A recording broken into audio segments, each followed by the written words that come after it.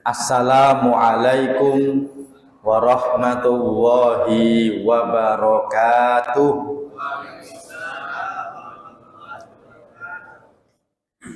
Alhamdulillahilladzi arsala rasulahu bil huda wa dinil haqq liyudhhirahu 'alad dini kullihi wa kafa billahi syahida.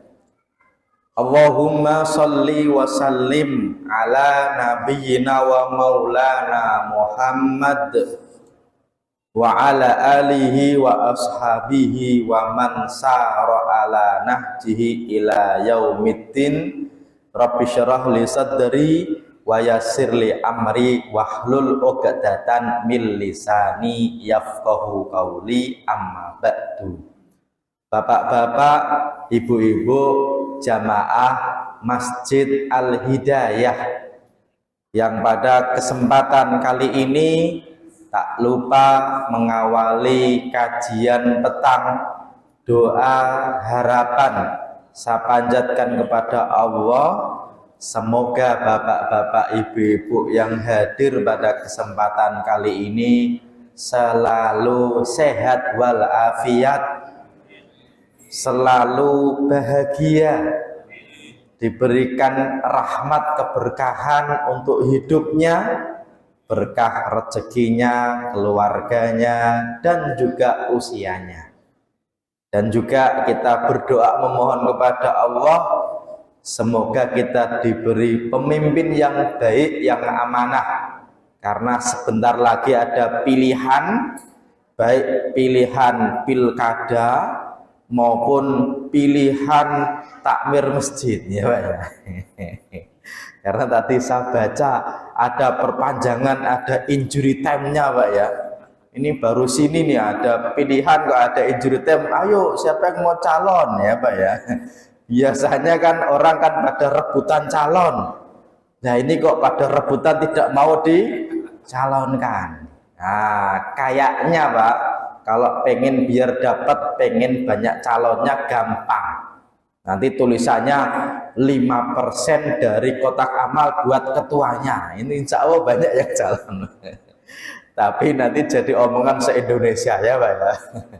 Karena amal sosial jadi pahala, banyak orang itu pada nggak begitu pengen. Tetapi semoga diberi pemimpin yang baik, insya Allah masjidnya tambah baik, makmur jamaahnya, makmur ibadahnya, menjadi pusat kebaikan baik dunia maupun akhirat, amin ya robbal alamin. Oke ya, ini yang pertama. Yang kedua, memang kalau pas hari Ahad pekan keempat, tema besar kita berkaitan dengan hukum fikih, dan kita telah bagi menjadi dua model, yaitu fikih muamalah dan fikih ibadah. Kalau di pertemuan yang lalu kita bahas tentang fikih muamalah, judulnya adalah sebelum bagi waris almarhum harta harus diselesaikan kewajibannya. Sebelumnya ya 2 bulan yang lalu fikih ibadah, temanya tentang sholat dalam berbagai keadaan, yang mana kita membahas selama orang itu punya syarat wajib sholat, berarti sholatnya tetap wajib, meskipun banyak orang tak sholat gara-gara alasannya bajunya kotor, tempatnya kotor. Makanya kita bahas di pertemuan yang lalu tentang persamaan, perbedaan antara najis dan kotor, suci dan bersih. Orang sholat itu harus bersih atau harus suci? Suci. Lawan kata bersih adalah kotor, lawan kata suci adalah najis dan hadas. 2 ya Pak ya. Ini saya ingat betul karena tadi habis nonton rekamannya di YouTube-nya, Pak.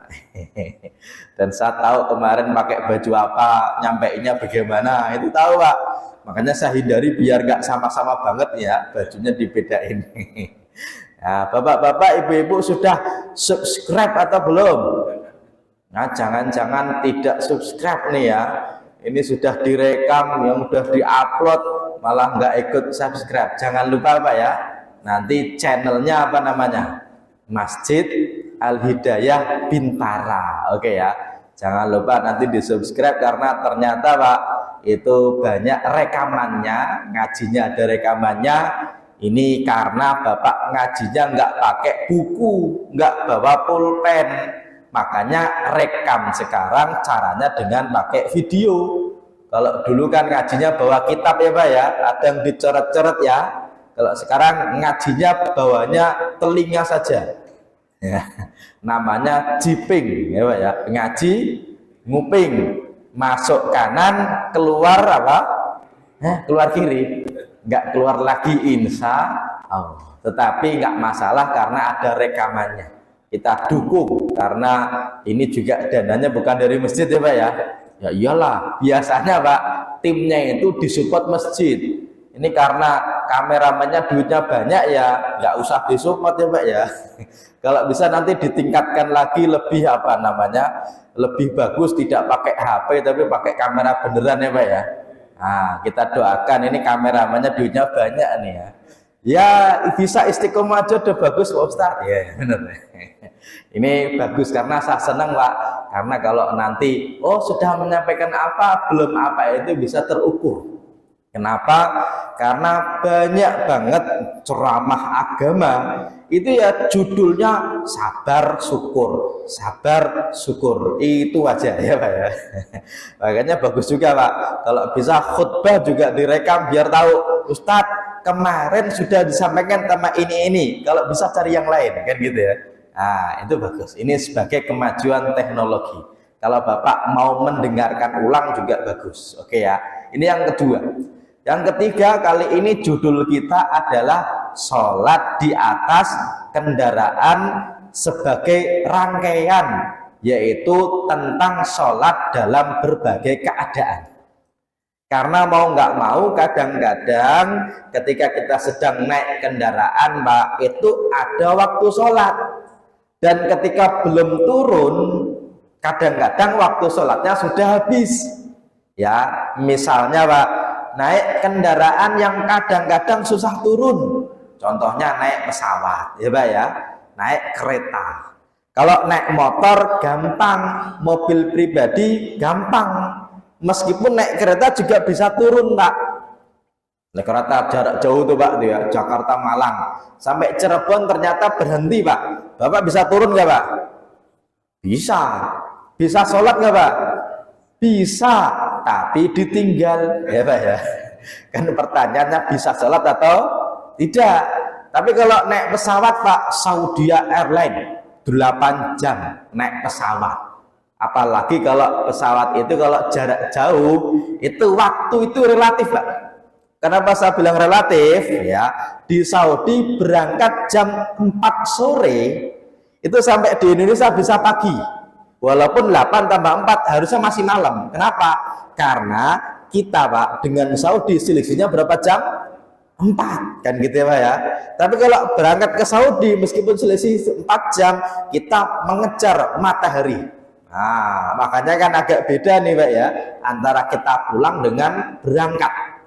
Apalagi begini, di atas pesawat itu, Pak, selain waktunya relatif karena ada perbedaan waktu, kecepatan pesawat yang Airbus 380 misalnya itu bisa 900 km per jam ya, dan di atas kita, di atas bumi itu MDPL-nya itu, Pak, bisa berkilo-kilo.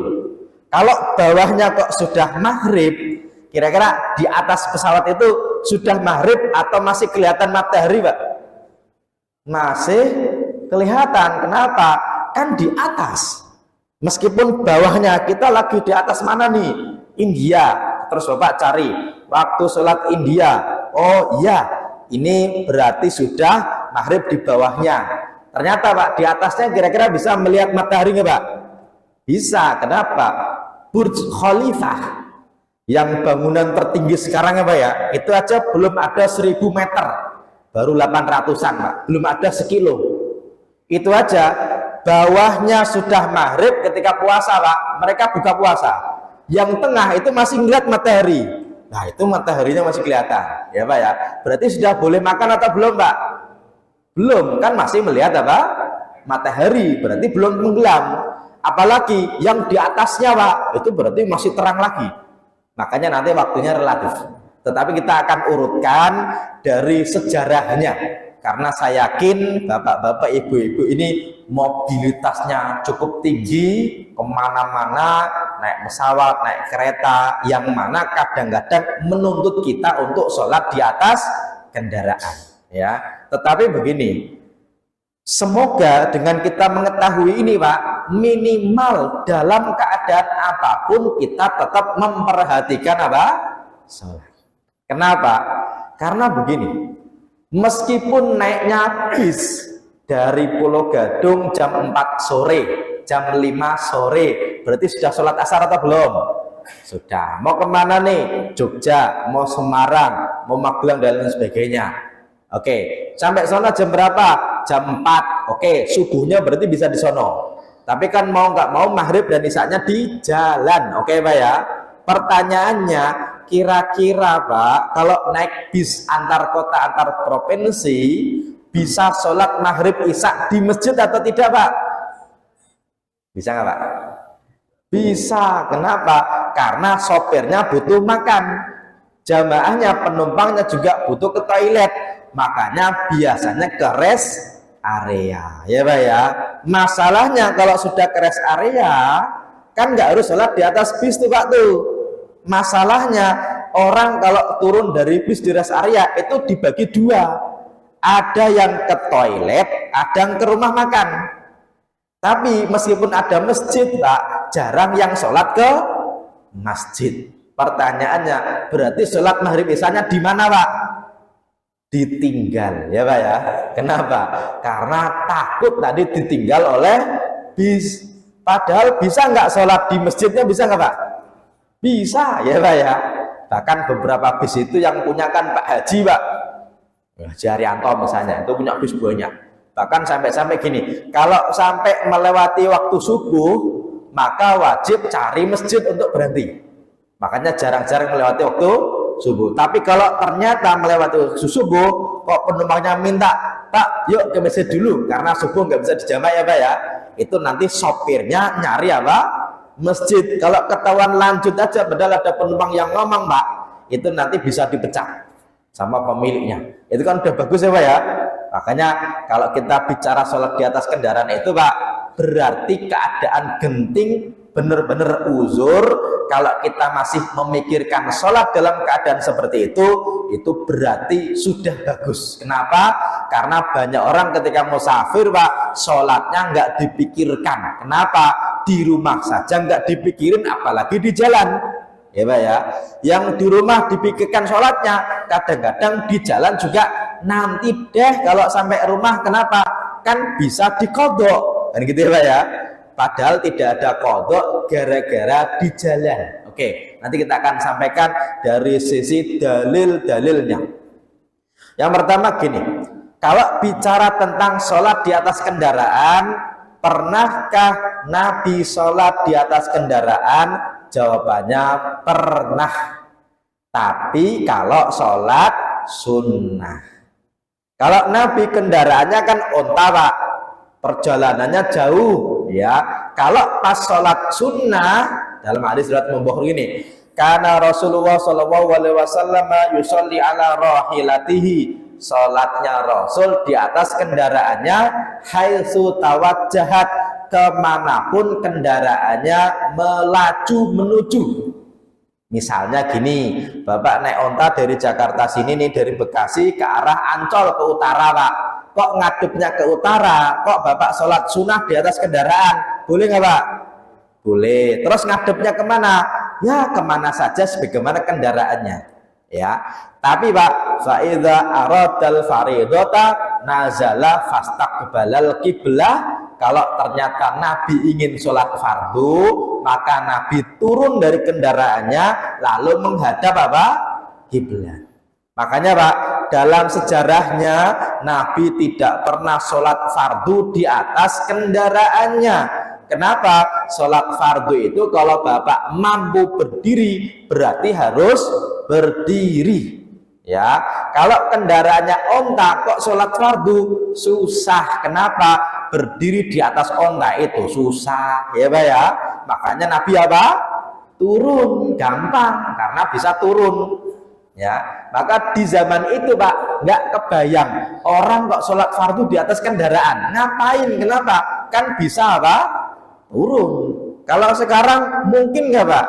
Mungkin. Naik pesawat misalnya ya, kira-kira bisa turun nggak Pak? Ya nggak bisa. Oke ya, bisa berdiri kadang-kadang bisa, tapi nggak semua pesawat bisa berdiri. Terus sholat nggak? Kalau ternyata lewat waktu sholat, ya mau nggak mau harus sholat. Ya, makanya Pak, kalau Nabi tidak pernah sholat fardu di atas kendaraan, tapi di zaman Nabi ada orang yang bepergian naik kapal safinah. Ya, safinah itu Pak menjadi kendaraan sudah sejak zaman dulu. Sahabat Nabi ketika masih di Mekah, mereka hijrah ke Habasyah, Ethiopia. Kira-kira lewat laut nggak Pak?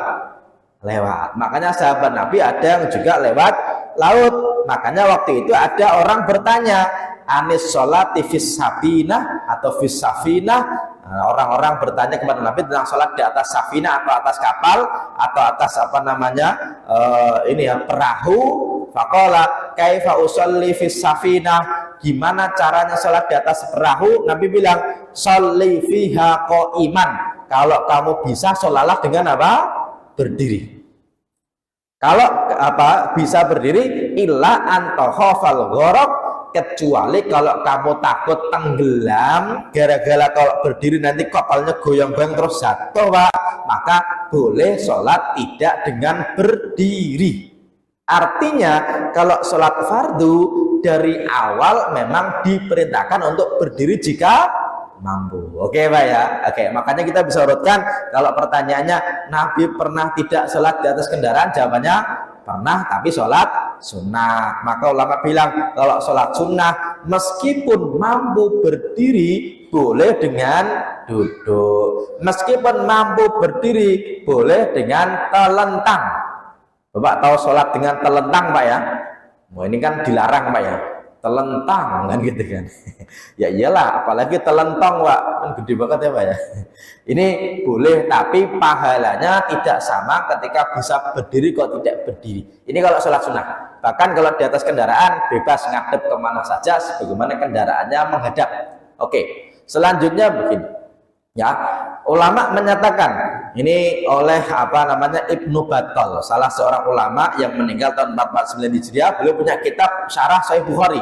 Bahkan saya mengatakan gini, ajma'al ulama sepakat annahu la yajuzu ayusolliya ahadun faridatan, tidak boleh bagi seseorang sholat fardu ala dabati min ghairi udhrin, sholat di atas kendaraannya kalau tanpa uzur. Artinya awalnya sholat di atas kendaraan kalau tanpa uzur itu dilarang ya. Wa innahu la yajuzu lahu tarkul kiblati illa fi syiddatil khaufi. Kenapa? Karena kalau di atas kendaraan Pak, kok kendaraannya melaju, nanti kan ngadepnya bisa kemana-mana. Padahal sholat fardu harus menghadap apa? Kiblat, harus berdiri jika mampu, maka tidak boleh kecuali atas uzur. Oke Pak ya? Oke. Ini ijma ulama. Makanya kalau kita bicara mengenai kendaraan, nanti hukumnya beda. Bedanya gini. Kalau sholat di atas kendaraan, kita bagi dulu nih Pak nih, fardu atau sunnah. Kalau sunnah kan bebas. Kalau fardu tergantung kendaraannya, apakah pribadi atau umum. Kalau pribadi misalnya Pak, motor pribadi, kira-kira kok dari kantor jam 5, rumahnya Bekasi Bintara macet banget Pak, kok ternyata mau isya kalau naiknya motor, kira-kira bisa sholat di atas kendaraan nggak Pak? Ngapain? Kan naik apa? Motor, kan gitu Pak ya. Cuma kadang-kadang orang kan gini, sebentar lagi sampai rumah, nanti aja maghribnya di rumah, padahal sudah isya nyampe rumah. Orang itu nggak mau rugi waktu sebentar Pak untuk bisa nyari apa? Masjid. Ya Pak ya. Makanya ini nanti kalau cuma motor pribadi, mobil pribadi, bahkan jet pribadi, ya Pak ya. Atau misalnya bis pribadi, emang ada. Ya Bapak misalnya pesawat gitu, bis pribadi ada ya Pak. Ya Bapak bisa jadi charter lah, ya. Makanya Bapak perhatikan beberapa bis itu kalau pariwisata Pak, bahkan banyak yang tidak punya toilet Pak. Kalau Pak pariwisata, kalau antar kota antar provinsi itu banyak yang ada toiletnya. Kenapa kok bis pariwisata nggak ada toiletnya Pak? Salah satunya biar ngirit tempat duduk, ya Pak ya. Yang kedua, kalau pengen pipis, kan tinggal bilang sopirnya, Pak sopir tolong cariin apa? Ya pom bensin terdekat. Buat apa Pak? Pipis kan disewa oleh orang yang berpariwisata, maka bisa berhenti di mana saja. Cuma kadang-kadang gini, kalau orang nyewa bis jalan bareng-bareng, pengen pipis Pak, berani bilang kepada sopir. Tapi kalau pengen sholat, kadang-kadang malu dengan temannya. Ya Pak ya, kadang-kadang ini udah waktu sholat tuh. Yuk berhenti dulu yuk, apain? Sholat. Kadang-kadang temannya rajin amat, ya Pak ya. Sekali-kalilah, gitu kan. Ya harusnya sekali-kali rajin, karena biasanya malah tidak rajin kan itu kan ya. Oke, makanya kadang-kadang ini jadi masalah. Kenapa Pak? Saya itu punya teman dulu waktu ngajar di salah satu kementerian. Dulu namanya Kemenkominfo ya dulu. Kalau sekarang kan dipisah jadi Komdigi sama satunya lagi itu Pak ya. Oke, dulu masih di Kemenkominfo. Dulu sebelum pandemi saya ngaji di situ ya. Beberapa jamaah lapor karena ada jemputan. Biasanya kalau di beberapa kementerian ada jemputan Pak. Itu dari apa namanya Kabupaten Tangerang sono. Kabupaten Tangerang, kantornya di kota Jakarta, di tengah kota. Karena di Medan Merdeka ya Pak ya. Oke. Itu Pak, masalahnya berulangnya gini. Karena pulang kerja itu ngumpul bisa berangkat jam 5 lebih ya. Terus sononya itu ke kota, bukan kota malah Kabupaten Tangerang ya. Terus Pak, bisnya itu kalau sore itu kan ke arah Tangerang macet banget Pak. Dan kebiasaan sampai keluar tol itu sudah lepas isya, artinya sudah masuk isya. Ini ada sebagian yang lapor, kita itu kalau tiap hari kok nggak sholat maghrib itu gimana ya? Ya kalau cuma Tangerang kan nggak bisa musafir Pak, kan belum jauh ya Pak ya. Orang tiap hari kok musafir kan nggak, tapi kan macet banget. Boleh nggak dijamak? Sebelum boleh atau tidak dijamak gini. Kalau ternyata ada yang pengen pipis, kok lapor ke sopir, Pak sopir pengen pipis dong, kira-kira yang lain itu memaklumi nggak? Oh kalau ada satu pengen pipis, yang lain malah awalnya nggak pengen jadi pengen Pak. Ya Pak ya, makanya ketika ada satu orang pengen pipis, malah berhenti dulu di pom bensin terus pada pipis. Oh ya udah gini aja, kan banyak penumpangnya muslim, iya. Cuma belum ada yang berani, yuk sholat maghrib gitu Pak. Ternyata ada satu gini, dah saya pengen pipis dulu, dia nyuri-nyuri Pak. Setelah pipis terus apa? Sholat 3 rakaat sholat maghrib. Ya, ternyata lama-lama jadi curiga. Ini kok pipis kok terus-terusan. Ternyata tahu kalau ternyata tidak cuma pipis tapi sholat apa? Maghrib. Ternyata Pak setelah itu disepakati, ya sudah kan bis kita sendiri, orangnya juga itu saja.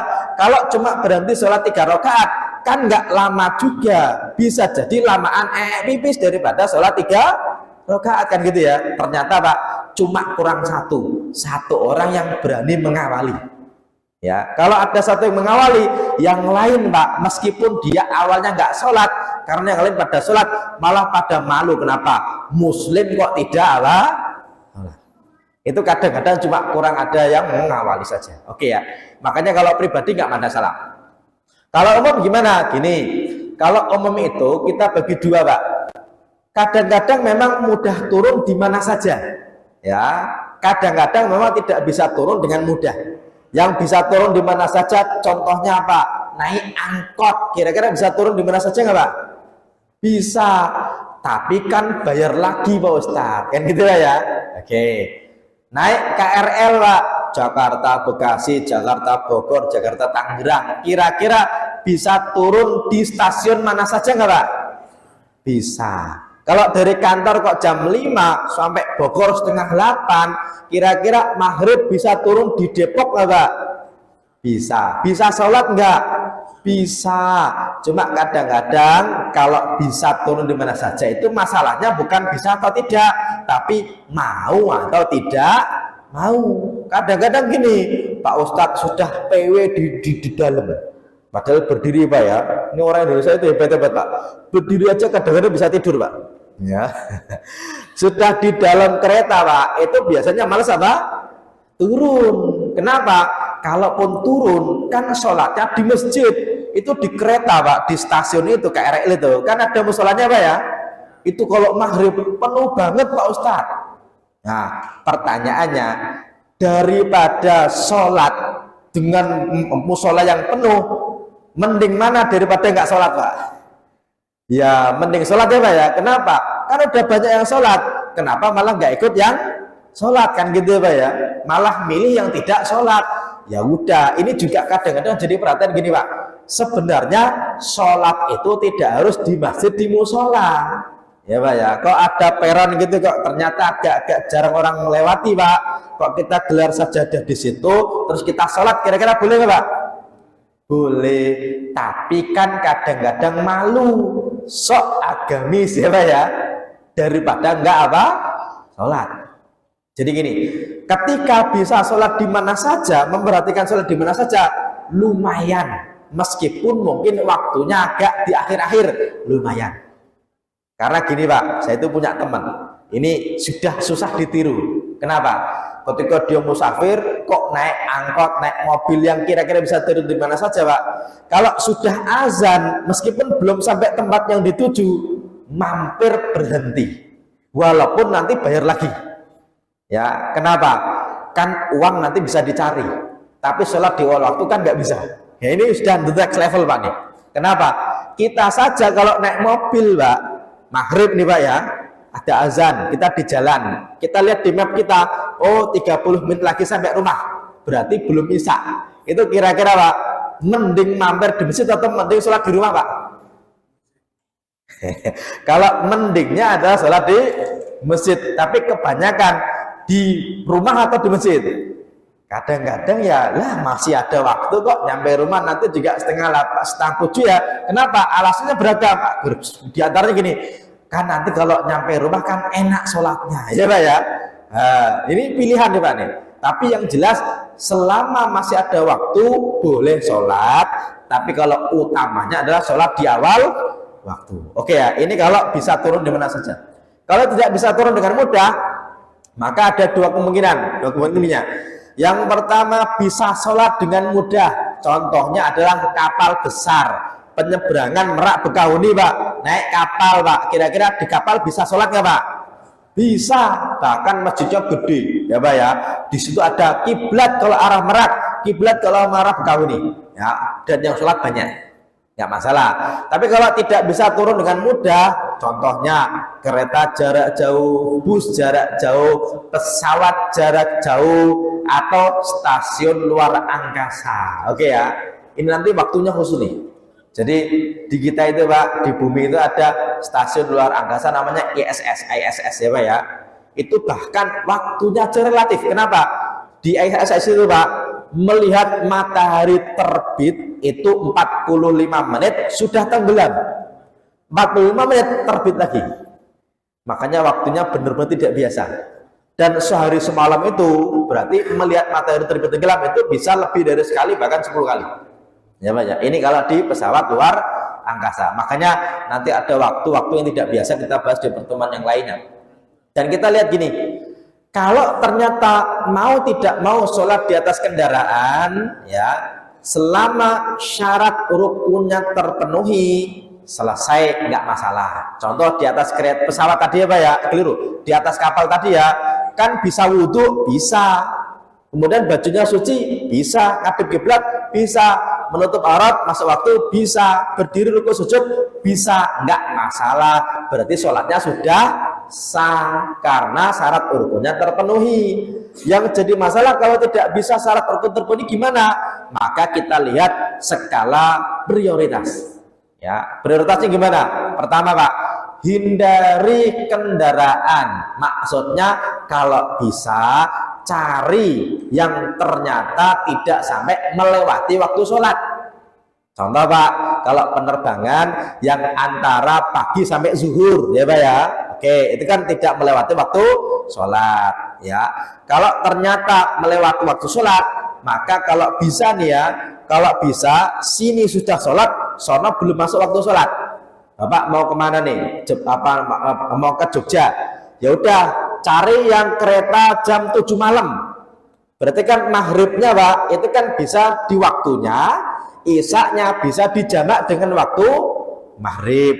Nyampe Jogja jam 3, oh berarti nanti subuhnya bisa di sono. Itu kalau bisa dipilih. Skala prioritasnya Pak ya. Atau kalau ternyata bisa turun kalau bisa, atau manfaatkan jamak dan qashar kalau ternyata jaraknya jauh. Ya, bisa jamak di waktu sebelum berangkat atau setelah sampai, asalkan Pak tetap dianggap musafir, bukan calon musafir atau mantan musafir. Maksudnya apa? Bapak nih mau naik kereta jam 4 sore, ya, zuhurnya masih di Al-Hidayah Pak, mau berangkat ke stasiun nanti jam 2. Pertanyaannya Pak, ketika di masjid jam 12 siang sholat zuhur, itu kira-kira sudah musafir atau calon musafir Pak? Calon. Pertanyaannya, boleh sholat jamak qashar nggak di Masjid Al-Hidayah? Tak boleh, ya Pak ya. Kan calon apa? Musafir. Ya, meskipun gini, kalau Bapak kok berangkat dari rumah ke Masjid Al-Hidayah dalam rangka pemberangkatan, karena dari masjid langsung berangkat, itu boleh dianggap sudah musafir. Tapi kalau dari masjid kok Bapak pulang lagi, santai-santai lagi, nanti jam 2 baru berangkat, berarti jam 12 itu baru calon apa? Musafir. Buktinya apa? Kalau nanti berangkatnya kok kereta jam 4, jam 2 baru berangkat Pak, kira-kira kalau pas puasa Ramadan jam 7 pagi boleh sarapan dulu nggak Pak? Kan nanti jam 4 mau musafir. Ya kalau jadi, kalau nggak jadi ya Pak ya, maka selama masih di rumah itu namanya calon apa? Musafir. Atau kalau sudah sampai rumah berarti mantan musafir. Maka Pak, kalau dulu lama malah gini, selama belum masuk ke bangunan-bangunan kampung maka tetap musafir, tapi kalau sudah masuk bangunan kampung itu berarti dianggap sudah bukan musafir. Kalau sekarang kan agak susah disebut kampung itu apa, maka minimal ketika tidak berada di rumah. Kalau sudah di rumah berarti mantan apa? Musafir. Oke Pak ya. Oke. Ini kalau bisa jamak qashar. Atau gini, kalau terpaksa di kendaraan, maka kalau bisa penuhi syarat rukun berarti sholatnya sah. Kalau syarat rukun kok tidak mungkin, ya misalnya nih di atas kereta, wudhu bisa sih, kalau berdiri susah, ngadep kiblat kayaknya nggak bisa, ya sudah, sholatlah sebisanya. Cuma nanti ulama beda pendapat terkait apakah kalau sudah sampai di tempat diulangi atau tidak. Dalam mazhab Syafi'i, karena syarat rukunnya tidak terpenuhi dengan sempurna, maka kalau sampai tempat yang dituju itu diulangi, bukan dikodok. Karena model sholat itu ada 3 Pak. Sholat di waktunya namanya adaan, sholat di luar waktunya namanya kodoan. Kalau mengulangi sholat baik di waktunya maupun di luar waktunya karena suatu alasan, namanya i'adatan. Ya, bisa karena gini, Bapak nih sholat subuh di masjid Pak, terus ikut ngaji, pulang nyampe rumah jam 6:30. Ternyata istrinya nanya, Pak, tadi sudah mandi atau belum? Loh, mandi apa? Astagfirullah, Bapak tadi malam lupa ya, karena habis berbuat tak senonoh ya Pak ya, kepada istrinya sendiri maksudnya. Oke, astagfirullah, iya tapi tadi saya sholat di masjid, berarti belum mandi junub? Belum, berarti Pak sholatnya di masjid sah atau tidak Pak? Tidak sah. Berarti nyampe rumah jam 6:30 mandi junub, setelah itu Pak qadha atau iadah Pak? Iadah, karena tadi sudah apa? Sholat, tapi kita lupa kalau ternyata kita belum suci. Termasuk tadi ya, kalau sholat sebisanya nanti diulangi. Namanya sholat di atas kendaraan itu untuk menghormati waktu ya. Ini dalam madhab Syafi'i ya. Ini kalau dalam madhab apa? Syafi'i. Oke, kita isaknya kurang sedikit lagi ya, 7 menit lagi ya. Kalau saya bacakan dalam madhab Syafi'i gini Pak, qala ashabuna walau hadaratis sholatul maktubatu, kalau ada waktu sholat fardu masuk, wahum sa'irun, dan ternyata mereka orang-orang itu lagi berjalan, wa khafa law nazala liyusalliha alal ardi ilal qiblati in qatan an rufqatihi aw khafa ala nafsi aw malihi, kalau ternyata dia tidak bisa turun dari kendaraan karena khawatir ditinggal teman-temannya. Karena zaman itu Pak, kok ditinggal di padang pasir itu kan bahaya, atau dia khawatir nanti jiwanya terancam atau hartanya terancam, maka dia tidak boleh meninggalkan sholat, tetap sholat di waktunya. Walakin bal yusolliha ala dabah, sholat di atas kendaraannya lihurmatil wakti, untuk menghormati waktu sholat. Wa tajibul i'adatu li'annahu udhrun nadirun, kata Imam Nawawi, maka kalau sudah sampai wajib mengulangi baik di waktunya maupun di luar apa waktunya, karena udzur seperti itu jarang-jarang. Oke Pak ya. Oke, biar ada tambahan pertanyaan dari bapak-bapak ibu-ibu, masih ada 5 menit ya sebelum kita masuk waktu sholat isya. Ada yang mau dikonfirmasi, ditanyakan dari ibu-ibu, ada atau tidak? Ada ya, iyalah, ini juru bicaranya ya. Boleh, bapak-bapak juga ada waktu, boleh. Silahkan ibu-ibu, nggak pakai mic, denger ya, insya Allah ya. Waalaikumsalam warahmatullahi wabarakatuh.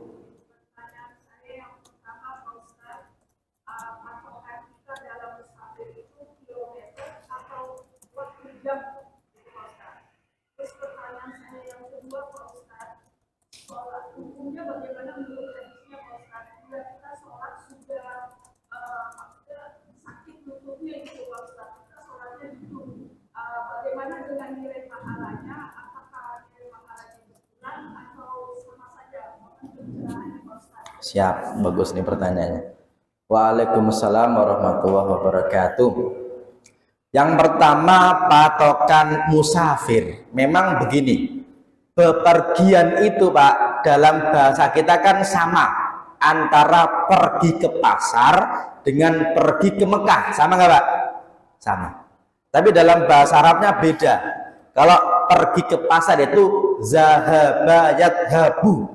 Kalau bepergian jarak jauh itu safara yusafiru. Maka sama-sama pergi dalam bahasa Arabnya beda. Kalau cuma pergi ke pasar namanya zahaba. Ana azhabu ila suki. Kalau saya pergi ke Mekah namanya ana usafiru ila Makkah. Maka yang dapat keringanan qashar, jamak, tidak puasa, tidak jumatan itu ketika musafir ya Bu ya. Terus para ulama gini, adakah batas tertentu dari musafir? Jawabannya ada. Tapi gini, dulunya jaraknya itu pakai waktu, yaitu bepergian sehari semalam kalau jalan kaki. Sekarang sehari semalam itu bisa jadi sampai ke Amerika Bu, karena naiknya apa? Pesawat. Oke ya, makanya ulama menyebutkan karena batasan itu harus bisa membatasi, maka yang bisa membatasi sekarang adalah bilangan jarak ya. Makanya gini, meskipun jaraknya dekat tapi lama, maka tidak dianggap sebagai musafir karena macet, Bu. Misalnya nih, rumahnya Depok mau ke Puncak, ternyata macet 12 jam nggak gerak. Pertanyaannya, oh itu bukan musafir karena tidak mencapai jarak tertentu, ya Bu ya. Tapi kalau kita ke Surabaya, berapa menit ya? Cuma 1,5 jam kalau naik apa? Pesawat. Berarti kita kalau ke Surabaya itu bukan saya pergi, tapi saya safar ke Surabaya meskipun cuma 1,5 jam. Oke ya. Kita ke Bandung, Bu, cuma 40 menit naik bus ya Bu ya. Berarti sudah dianggap sebagai musafir. Kalau sudah musafir berarti mendapatkan keringanan-keringanan sebagaimana keringanannya musafir. Tetapi ulama beda pendapat terkait jaraknya berapa. Kebanyakan bilang dalam mazhab Syafi'i bilangnya 80-an, 85-an. Tapi ini hanya angka-angka kira-kira. Oke. Yang pertama itu. Yang kedua, kalau lututnya sakit terus sholatnya duduk, insya Allah pahalanya double, Bu. Lumayan ya Bu ya. Kenapa? Karena masih sholat. Alhamdulillah. Ya, kalau dulu Nabi sholat sampai lututnya sakit, Bu. Kalau umatnya lututnya sakit baru ingat sholat. Lumayan ya Bu ya. Kan bedanya cuma sedikit ya Pak ya. Kalau Nabi kan gara-gara sholat lututnya apa? Sakit. Kalau umatnya lututnya sakit baru ingat, ya Allah ternyata usahanya udah tua, waktunya taubat. Kan gitu Pak ya. Alhamdulillah. Kan bedanya cuma sedikit ya Bu ya. Oke. Tetapi gini, kalau bab tentang pahala sama-sama berdiri saja Bu, itu pahalanya beda-beda.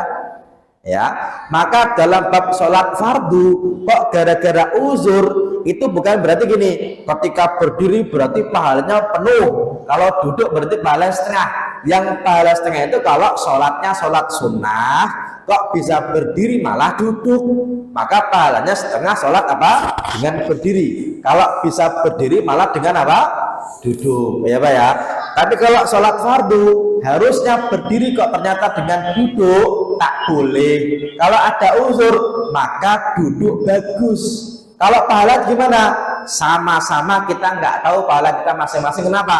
Sama-sama berdiri saja. Yang satu Bu pahalanya full 100, yang sampingnya pahalanya cuma dapat 10/10-nya. Kenapa? Dari awal dia sholat berdiri, ternyata yang dipikirkan adalah HP-nya, yang dipikirkan adalah kunci motornya Bu. Kenapa? Takbir pertama Allahu Akbar, kabiro, kan gitu ya Pak ya. Langsung ingat, kok kunci nggak ada, kanan kiri nggak ada, ya Pak ya. Padahal kemarin habis ada hilang motornya di masjid, gitu kan. Berarti Bu selama sholat mikirin apa?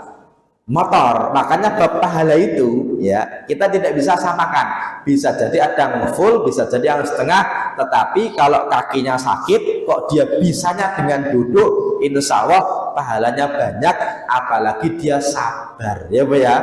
Oke, kira-kira bisa diterima insya Allah ya. Oke. Dan saya kira karena sudah waktu sholat isya masuk, kita akhiri dulu pertemuan kita kali ini dengan sama-sama baca hamdalah alhamdulillahirabbil alamin, dan juga kita tutup dengan sama-sama doa kafaratul majlis, subhanakallahumma wa bihamdika asyhadu an la ilaha illa anta astaghfiruka wa atubu ilaik. Wassalamualaikum warahmatullahi wabarakatuh.